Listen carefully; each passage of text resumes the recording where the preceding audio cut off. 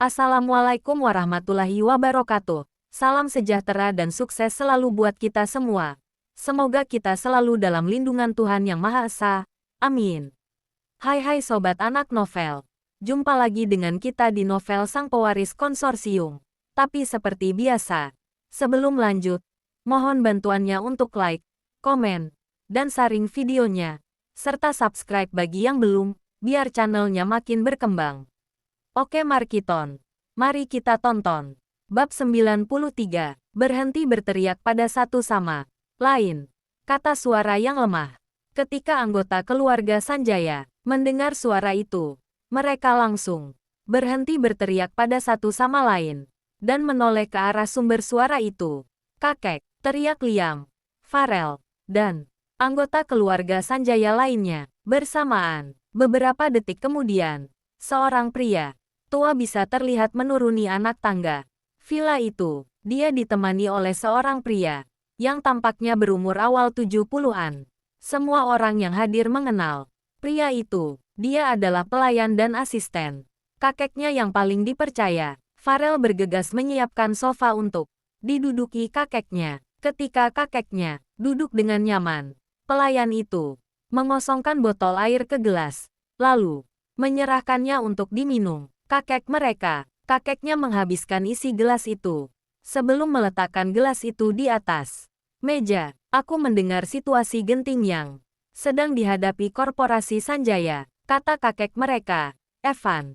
Ketika orang-orang yang hadir mendengar perkataan kakeknya, mereka langsung memelototi pelayannya yang berdiri di sampingnya. Pelayan itu langsung mengalihkan pandangannya, tapi keringat dingin tampak menetes di kepalanya. Tentu saja hanya dia yang akan memberitahu kakek mereka mengenai situasi saat ini. Kakek mereka, Evan Sanjaya, merupakan pria tua berumur 90-an.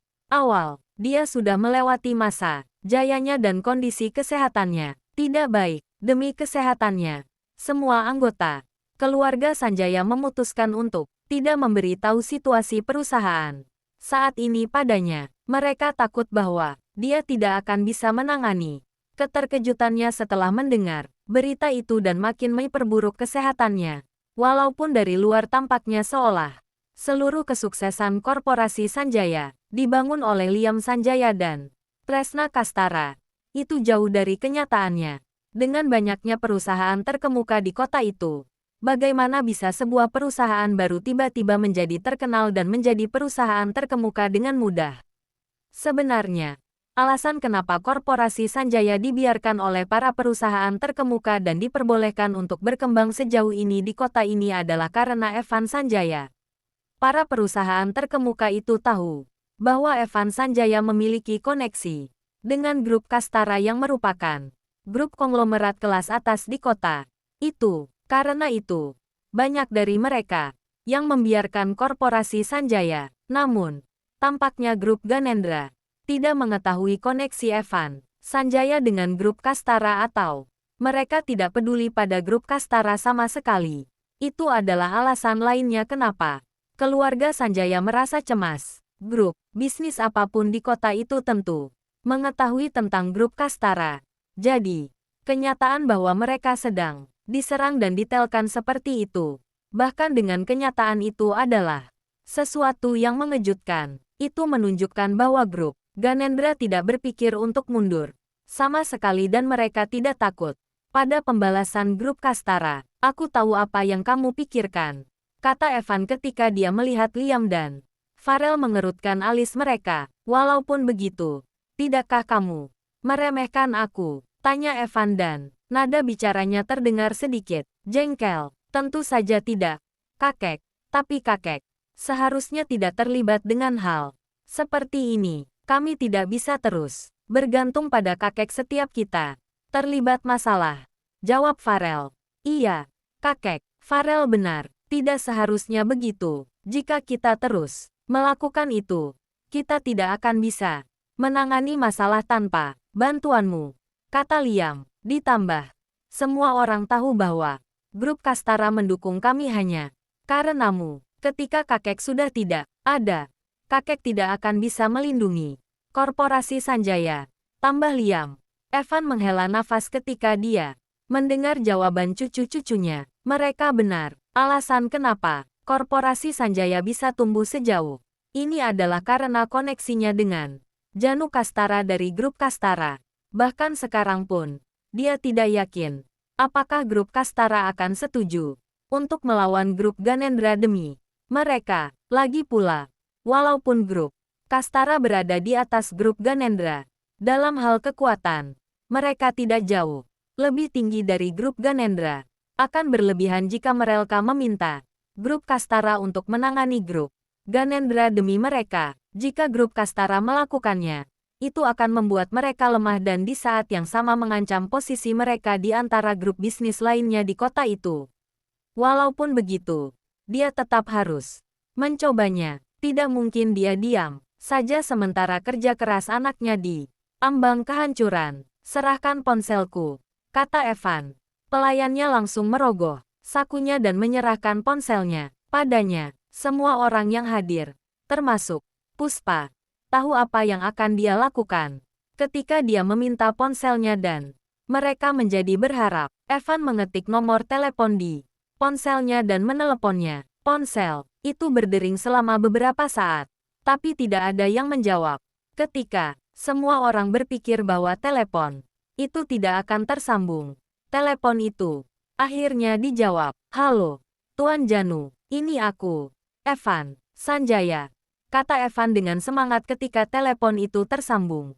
Halo, Tuan Evan, jawab Janu dengan datar, karena telepon itu dipasang dalam mode pengeras suara. Semua orang bisa mendengar jawaban Janu, dan responsnya yang datar membuat mereka cemas. Tuan Janu, aku menelepon karena, kata Evan, tapi dipotong dengan tidak sopan oleh Janu. Tuan Evan, aku tahu alasanmu menelepon, ujar Janu dengan singkat. Namun, sayangnya aku tidak bisa membantumu. Tuan Evan, jawab Janu dengan dingin. Evan tidak bisa mempercayai pendengarannya dan begitu pula semua orang yang hadir. Jawaban Janu terasa seperti air es yang dibanjurkan pada kepala mereka. Maafkan aku, Tuan Evan, kata Janu. Jawabannya menyadarkan Evan. Kembali, 6 tidak apa-apa, Tuan Janu, jawab Evan dengan masam. Baiklah, semoga harimu menyenangkan, Tuan Evan, kata Janu. Kamu juga, Tuan Janu, jawab Evan. Sebelum mematikan teleponnya, dia lalu meletakkan ponsel itu ke atas meja sebelum bersandar di sofa. Semua orang yang hadir sekarang terlihat muram. Tidak disangka bahwa bahkan grup Kastara akan menolak melawan grup Ganendra. Evan menghela nafas sedih. Itu tidak disangka.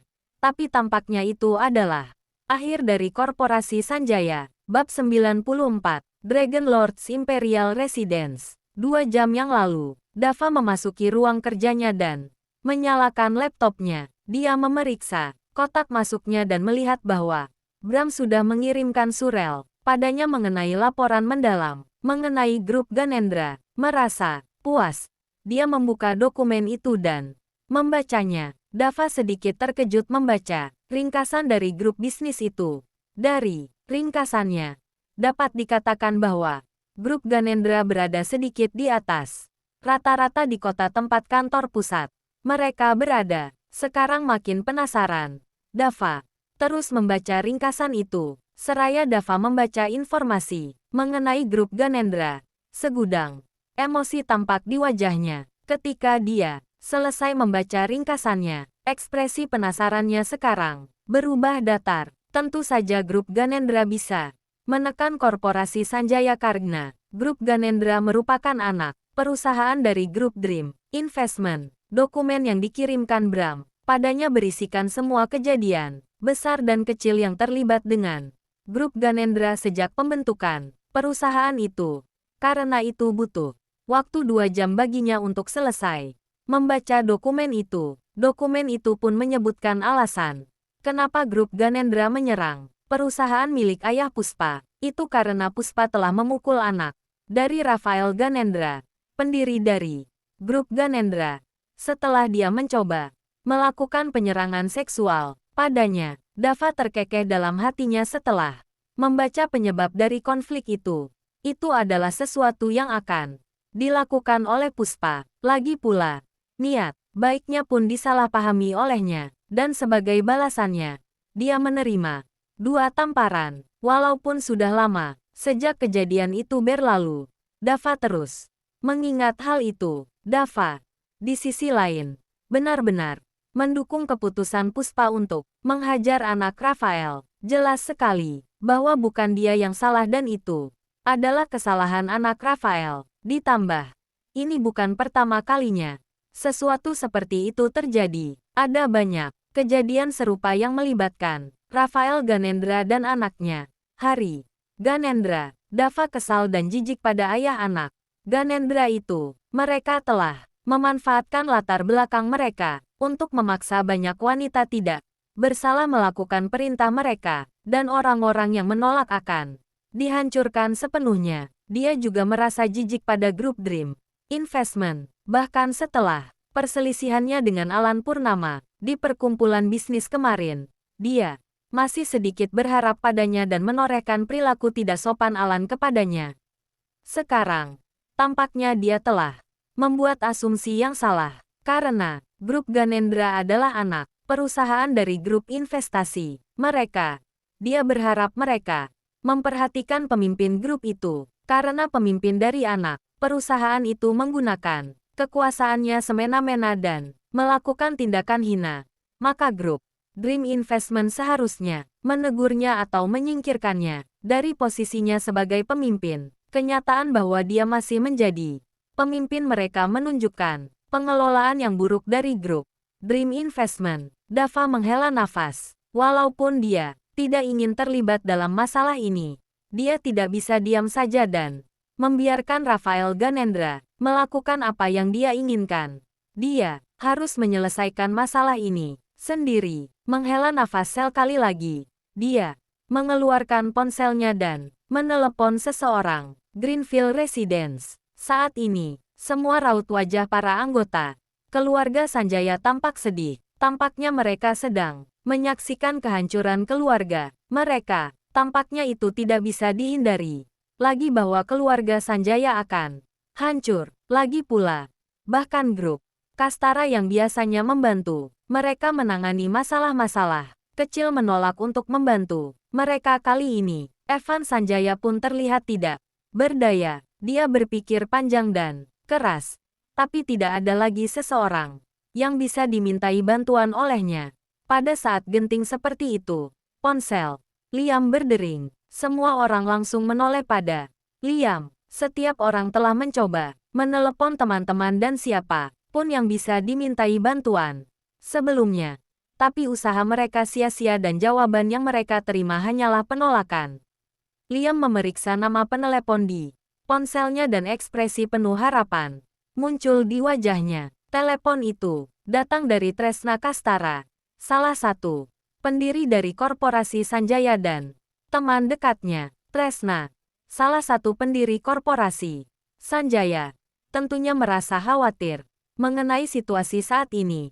Karena itu, dia meminta bantuan ayahnya untuk membantu menangani masalah ini. Karena dia meneleponnya sekarang, itu berarti rapat dengan ayahnya telah selesai. Liam bergegas menjawab telepon itu dan menyalakan pengeras suara. Halo, Tresna, apakah ayahmu setuju untuk membantu kita? Tanya Liam, terang-terangan. Tidak ada waktunya untuk basa-basi di saat seperti ini. Ada keheningan sesaat dari ujung telepon sebelum Tresna angkat bicara. Maaf, kata Tresna, mereka bisa mendengar ketidakberdayaan di suaranya dan menyimpulkan hasil rapatnya dari perkataannya. Tidak apa-apa, Tresna, kamu sudah melakukan yang terbaik, kata Liam.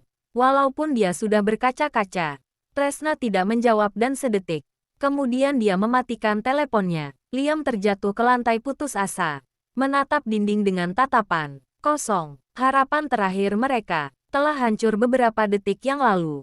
Mereka sudah kehabisan pilihan dan tidak ada lagi yang bisa mereka lakukan. Raut wajah Puspa terlihat kesakitan dan bersalah. Dia hanya bisa menyesali perbuatannya. Seluruh masalah yang sedang dihadapi oleh keluarganya sepenuhnya adalah salahnya. Jika dia tidak terbawa emosi dan menghajar Hari, keluarganya tidak akan ada di situasi seperti ini. Air mata kemarahan dan frustasi menetes dari matanya seraya dia meratapi perbuatannya. Jika saja dia tidak sekasar itu. Jika saja dia tidak mengunjungi restoran itu hari itu.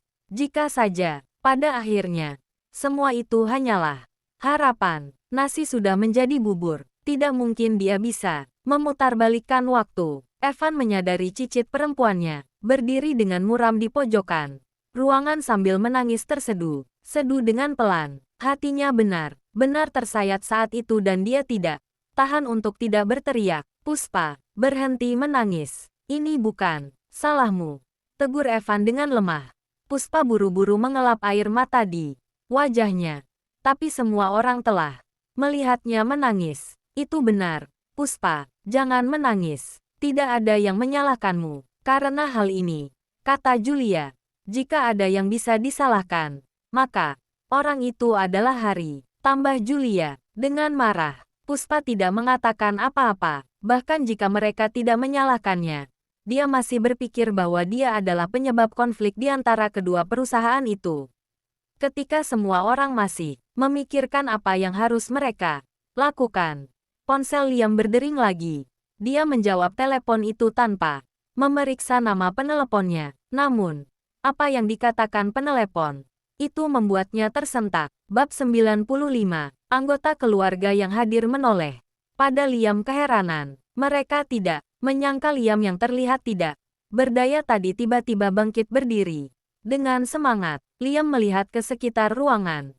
Dengan mata yang membelalak, terkejut, dia buru-buru menyalakan pengeras suara supaya mereka bisa mendengar perbincangan itu sebelum berbicara. Halo, apakah saya sedang berbicara dengan Liam Sanjaya? Tanya penelepon itu dengan profesional dari ujung telepon. Iya, saya adalah Liam Sanjaya. Jawab Liam dengan semangat. Saya akan ulangi apa yang baru saja saya katakan, kata penelepon itu dengan sopan. Saya adalah Zaki Wijaya dari West Atlantic Inn dan saya ingin berinvestasi di perusahaan Anda. Semua orang, termasuk Puspa, menatap Liam dengan mata membelalak. Berinvestasi di perusahaan mereka, mereka bisa melihat secercah harapan. Lagi ketika mereka mendengar perkataan Zaki, tapi mereka mencoba menenangkan diri mereka, walaupun itu adalah berita bagus, bahwa sebuah perusahaan bersedia untuk berinvestasi pada mereka. Mereka tidak terlalu mengindahkannya. Paling-paling itu adalah jumlah uang yang kecil yang ditukar dengan beberapa persentase saham. Berapa banyak yang akan Anda investasikan, Tuan Zaki? Tanya Liam, ragu-ragu, karena korporasi Sanjaya dipaksa untuk membayar kembali uang yang mereka pinjam dari bank. Mereka membutuhkan sekitar 300 miliar rupiah untuk menangani masalah arus kas mereka. Jumlah itu bukanlah jumlah yang kecil. Jadi Liam tidak menyangka bahwa Zaki akan berinvestasi sebanyak itu di perusahaan mereka, terutama ketika mereka hanya ingin menukar saham. Namun, perkataan Zaki selanjutnya membuat mereka tertegun. Kami bersedia menginvestasikan 1,5 triliun rupiah di perusahaan Anda, Tuan Liam. Apakah Anda serius? Tanya Liam, tidak percaya. Dia kira telinganya salah dengar. Tentu saja, jawab Zaki seraya dia terkekeh pelan dari ujung telepon. Tapi, dia mengumpat dalam hatinya, untuk apa dia tidak serius? Apakah dia akan beraninya bercanda di saat seperti ini? Pemimpin perusahaannya, Dava, telah meneleponnya dan memintanya untuk berinvestasi sebanyak yang diperlukan di korporasi Sanjaya. Dia hanya bisa menuruti atasannya dan tidak mempertanyakannya. Jadi, dia langsung menghubungi Liam Sanjaya untuk memberitahunya mengenai konflik mereka dengan grup Ganendra. Zaki tidak memedulikan masalah kecil seperti itu. Grup Ganendra bahkan tidak pantas untuk disebut di hadapan West Atlantic Inn. 1. Zaki adalah kepala dari perusahaan kecil sebelumnya. Karena itu dia terkejut ketika dia mengetahui bahwa modal awal untuk investasi di West Atlantic Inn adalah 750 triliun rupiah. Itu berarti West Atlantic Inc. adalah perusahaan multitriliun rupiah. Bukankah tidak adil jika West Atlantic Inc. membantu melawan grup bisnis yang kekayaan bersihnya hanya senilai miliaran rupiah? Liam tentu tidak tahu apa yang dipikirkan Zaki.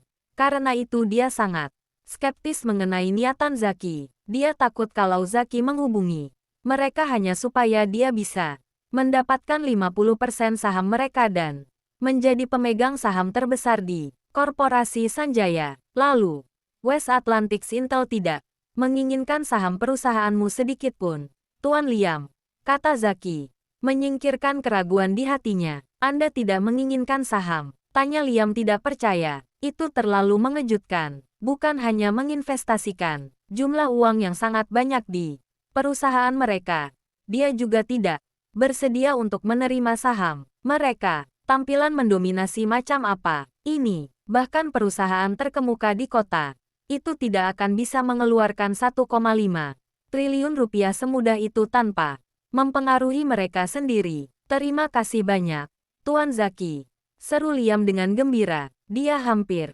menangis bahagia. Beberapa menit yang lalu, mereka bisa menyaksikan kehancuran korporasi Sanjaya. Tapi seseorang tiba-tiba menghubungi mereka dan tiba-tiba ingin berinvestasi pada mereka walaupun mereka sedang ditekan oleh grup Ganendra. Itu adalah sebuah keajaiban. Jangan dipikirkan, jawab Zaki acuh. Tak acuh, saya akan datang ke sana besok dengan kontrak untuk investasinya, ungkap Zaki. Kedua dari mereka terus berbincang selama beberapa saat dan ketika mereka mengakhiri telepon itu, Liam tersenyum lebar. Bukan hanya Liam yang merasa gembira, semua anggota keluarga Sanjaya benar-benar bahagia, termasuk Evan. Mereka tidak tahu bagaimana itu bisa terjadi, tapi mereka secara ajaib keluar dari krisis besar yang menjerat mereka. Suasana di villa itu menjadi meriah dan hanya dalam beberapa menit, semua orang saling merayakan. Hanya Puspa yang merasa bahwa situasi itu sedikit aneh. Bagaimana bisa seseorang tiba-tiba menghubungi mereka dan rela berinvestasi sebesar 1,5 triliun rupiah di perusahaan mereka? Yang lebih mengejutkan adalah bahwa dia tampak tidak mengindahkan grup Ganendra sama sekali. Itu hanya berarti dua hal, yaitu antara orang itu tidak mengetahui kekuasaan grup Ganendra di kota itu atau mereka tidak peduli pada grup Ganendra. Puspa yakin bahwa kenyataannya adalah yang kedua. Puspa tidak bisa mencernanya. Tapi, karena semua orang sedang merayakannya, dia memutuskan untuk mencari kebenarannya sendiri nanti.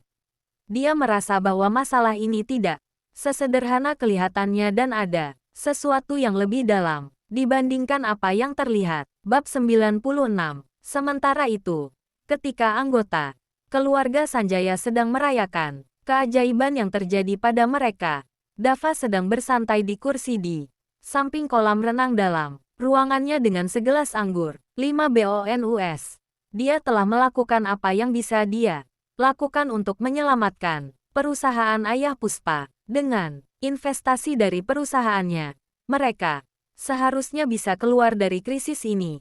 Mengenai grup Ganendra, Dava bersumpah bahwa ayah anak itu akan menghadapi konsekuensi dari kejahatan mereka yang sudah lampau. Dan saat ini juga, dia tidak tahan akan ketidakadilan yang dilakukan terhadap korban kejahatan mereka. Dia telah memberi tahu Bram mengenai hal ini dan ayah anak itu akan segera ditahan oleh polisi. Dava tidak peduli apakah perbuatannya akan menyinggung grup Dream Investment karena grup Ganendra adalah anak perusahaan mereka.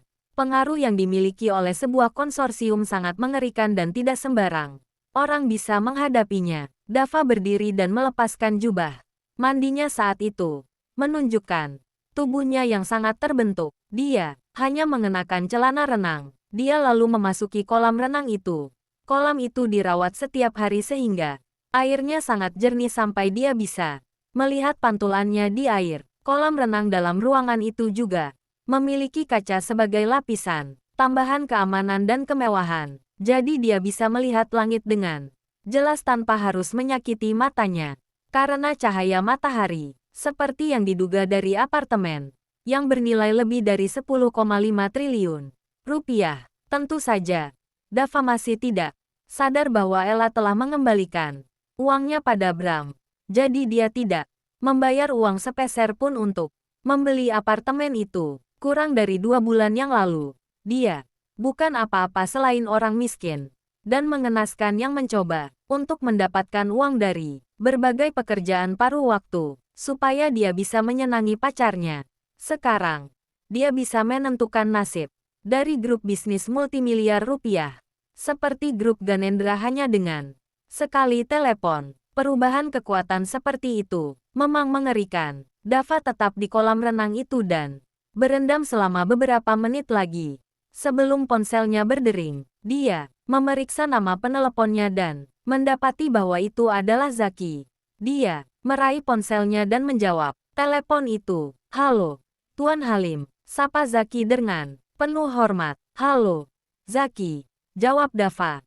"Saya sudah mengikuti perintah Anda dan menginvestasikan 1,5 triliun rupiah di korporasi Sanjaya," lapor Zaki. "Baiklah, kerja bagus," jawab Dava.